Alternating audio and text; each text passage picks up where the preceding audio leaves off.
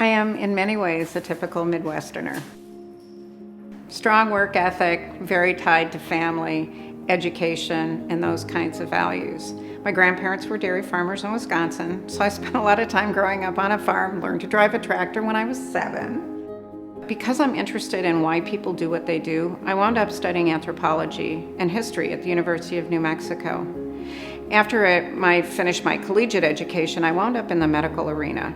When I came out to Seattle, I was still employed by that company, and when it was time to have children, I took some time off, and I started a catering business because a friend of mine called me and said, "My caterer has quit. You love to entertain. Would you like to be my caterer?" And my response was, "Give me 48 hours. Yes, I'm a caterer now."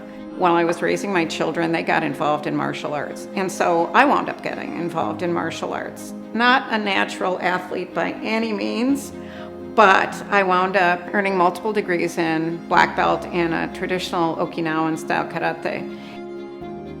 I think the ability to teach and inspire is something that is extraordinary.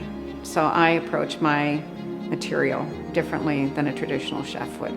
For me, when I approach food, I want people to understand that I, as a chef, my job isn't to put my name on a plate. My job is to take the hard work and the heavy lifting that was done by the people who create the food that I use, give their hard work a singing voice, and that's what I try to do in my kitchen.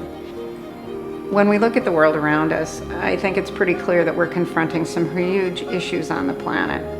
I know that I'm probably not going to be able to solve some of the bigger issues, but I know if somebody walks through my door and sits at my counter, that I can perhaps change that one person.